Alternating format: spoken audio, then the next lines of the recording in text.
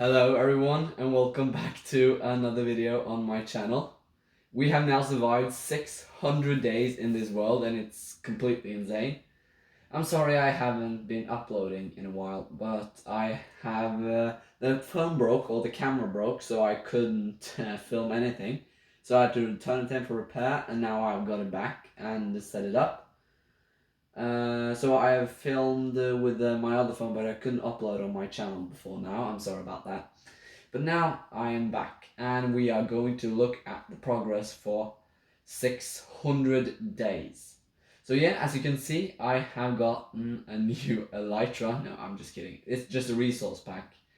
And I have gotten, if you see right here, we have gotten a custom Totem of Undying, which is completely hilarious. So yeah, we have a few things that brights up the game. I like it very much. So yeah, in this world I have been doing actually quite a bit since the 500 days. We have actually built 4 things that's different from last time. So we will go and see by the first farm. So the first farm is a honey bee farm. So we'll just see about that. Okay, so here is it. So basically, if we go and push this button, here we have a bee farm with a lot of bees. And you can see that if we go in here without looking at the bees or interfering, that we are now have a lot of bees here, and we have created like bees nests that they go into. And don't worry, we don't take the honey out here. We take them, let's see. We take them. It's something I'm going to show you later, so you can't watch it. So we take him right here. So I basically go in here with a shear or a honey or a bottle, and I take this out. So this is basically a manual honey tree farm. Because I have found that automatic ones always get me into trouble, and I basically can't work them. So yeah, that's the honeybee farm. I hope you're not too disappointed, but it works for me, and I only needed it for my next farm, which is actually a tree farm. So we'll fly a little bit this direction. We have actually made a tree farming area, and I'm pretty impressed with what I've accomplished with this one.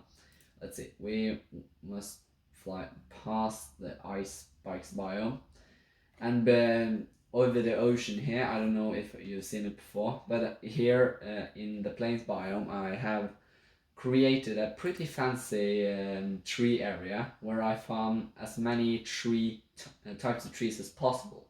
So if we go right here, I mined a lot of sand too. So if we go right here, you can see we have created loads of farms. So the first one we are going to look at is this tree farm. I don't remember exactly who made this. I'm not again gathered information about that. But basically, what this farm does is that these honey blocks and slimes, they are going by redstone mechanics. They are going to be pressed against the middle to remove the trees, and I'm boxed it in so no mobs can come in. And basically, when I place something here, the whole system detects it, and these pistons and these slime blocks on each side will press down the leaves and break them, but push the wood forward like this. And up there, if we can see right there is a TNT duper that blows up the trees, and we get them into the chests right here. The tutorial doesn't say that we have to build this out of obsidian, but I built this farm quite a lot of times before, and I figured out that obsidian is the most effective block to use because it's a non-destructible ones or no blast. It's blast resistant. So yeah, that is this farm, and here we have all kinds of hoppers that leads to this dispenser that dispenses me loads of saplings, sticks, and apples. So it's a farm for that too, I guess. But yeah, that's the tree farm, and the redstone mechanics you can find behind here. We have loads of furnaces, comparators, repeaters. Yeah, it's a big redstone mechanic system. I could explain it to you, but I think you would fall asleep by then. So yeah, that's that farm. And the next on the agenda is this. I don't know if I want to call it another fungus farm, because you can use it for many different farms, based on what type of block you have here, because this basically, by these pistons, observers, and note blocks, it's a two observers under the middle block, and the dropper and the dispenser right under the middle. So when I push this note block and this note block, the whole system, these pistons are pushing it like this automatically, and when that starts, it activates. Or it's also activating. Where is the entrance? I don't recall where I had it.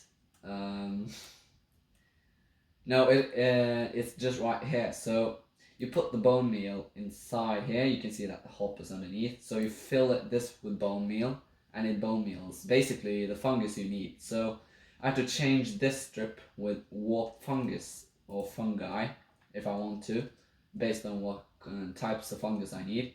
This is also designed to create flower farms in the plains biome, but I changed it in when I needed lots of fungus for this farm, which I'm going to show you right now.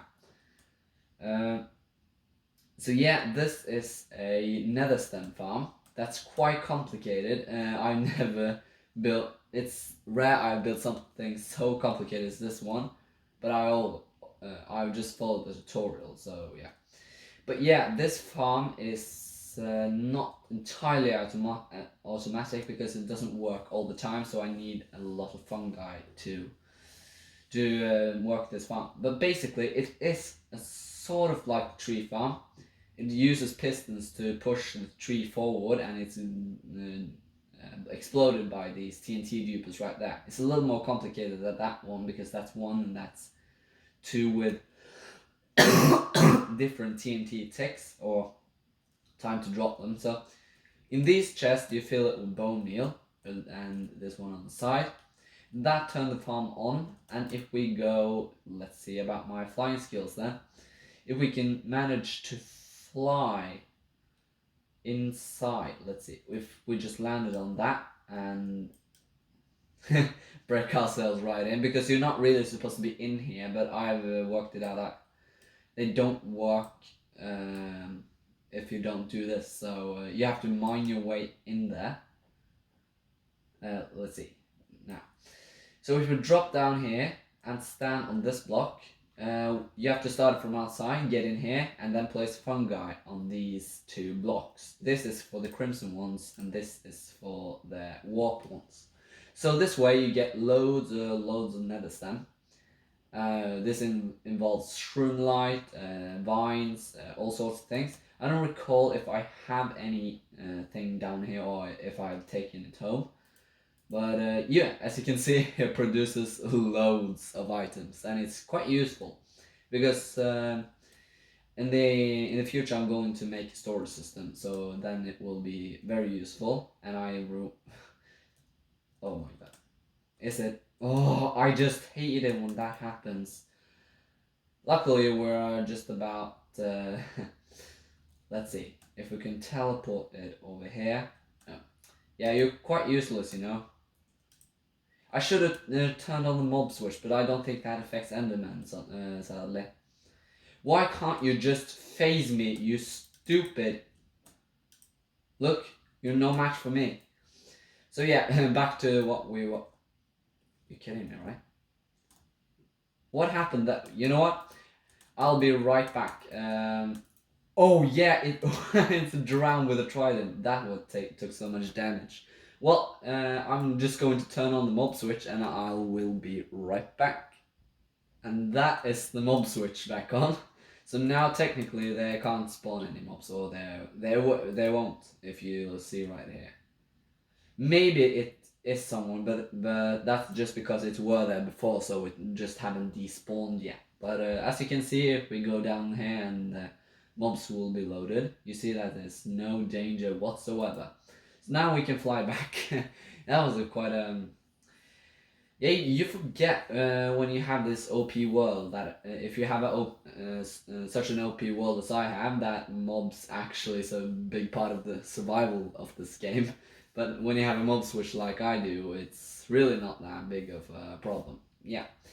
But let's go back to the farm. If we go right here and we nailed it completely. So yeah, that's this farm, and it floats down there and get caught in by water. And these TNT dupers up here is quite complicated though, but it's not nearly as complicated as that one. That's a doozy. But if we go right, oh no, I don't want to risk ruining. But you see it right there. So yeah, now we're gonna move on to more complicated builds. But first, this simple one. This is basically just a propagule farm. So I have a mangrove leaf right here, and so I can't really explain it, but with all these observers, pistons, and dispensers, it activates the observer that point right in, so that will, when they look into each other, that will activate the dispensers, which is redstone aligned right here. That will, I don't know if it creates a glitch or if it's actual game mechanics, but it generates propagules. Do we have any left? Yeah, okay, so we can test out the farm. So if I flick this lever, you can see that the propagules are just flowing in, but we don't need to test that right now. It's pretty overpowered. It gives like 10,000 propagules an hour, so we don't need to test that any further. And now to the most complicated tree farm I have ever built, and it took so long to finish. This design is showcased by Shulkercraft, but I don't know if he has actually built this. Yeah, I just don't know. So yeah, basically this is a collection area, and under here we have all sorts of redstone mechanics I don't really understand, so I can't really explain it, but you go in here and stand right, if I have aligned it correctly. You should be standing, oh, did I break that? Now you close this door, you stand right here and aim for that little piece of stairs, if you see what I mean, on the side of the stairs to the right, and spam it with propagules, and every 10 seconds or so I can use it to summon a mangrove tree that gets exploded by TNT dupers up there, which is the most complicated piece of shit I've ever figured out. So this redstone mechanics right here, and all these redstone components allows the growth to happen. So if we go up here, I have never had a bigger challenge than figuring this out. You don't know how long this took me. I can't begin to explain it. So basically, what Shulkercraft did though, I applaud him. He has built an awesome farm and understand its mechanics. But I managed to build this by tutorial. But then he said in the video that I just had to mirror this on this side. Like that wasn't complicated enough. He made the one that would follow the tutorial to mirror that what you've done there to this. I didn't even understand this mechanic, or I understand some of it, the TNT duping, but it's so much like terracotta, repeaters, all these components I didn't understand. So I really had to use my mind and capacity to build this. But fortunately, I managed to build it correctly. So yeah, this is, how many dupers are there? 1, 2, 3, 4, I think it's 6 in total. I can't see them at all right now, but seriously, I don't care. It's working, that's all that matters. So if we go right here, I can actually show you how it works. So basically, because of all the redstone and the ticks planning, it drops 2 at a time. So it will blow maximum amount as economy. No, commonly wise as usual. I don't know. I'm not English or. But if we flick this trapdoor, you can see that it generates the TNT and drops them, and then those go right after, two at a time. So it blows maximum of the mangrove trees as possible. And when I turn this trap on again, it flicks off. But the whole farm works when you flick, what was it? This lever. So all of these work together because of the scaffolding built, so it all connects.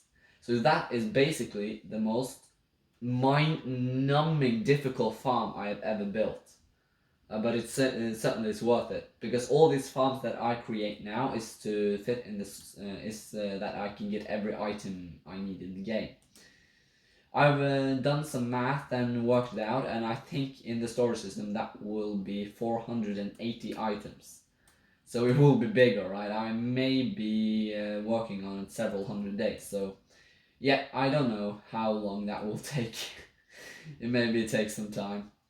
But yeah, that's the tree farm area, and that's basically what I've been doing in the 600 days, or the last 100 days from when I survived 500 days. So yeah, that was the honeybee farm, tree farm, nether fungus farm, which is right back there, and the tree farm, mangrove tree farm, nether stem farm, nether fungus farm. I probably said that, and propagule farm, which you see right there. So yeah, this was all mountain, but thanks to the beacon I managed to mine that away. Maybe I have to done some more, because now I hear there is such thing as dark oak farm, which I can't originally farm right now. I don't know if you can use that tree farm for acacia though, so maybe I have to work something out, but I will find that out as soon as possible. And so yeah, that was what I've been doing in this I Survived 100 Days video. So yeah, I'm pretty proud of what I've done, and I will see you, I guess, in the next episode. Sorry this took so long, but that happens when you're on phone break. So yeah, I will see you in the 700 days episode, and until then, I've survived 600 days in hardcore Minecraft.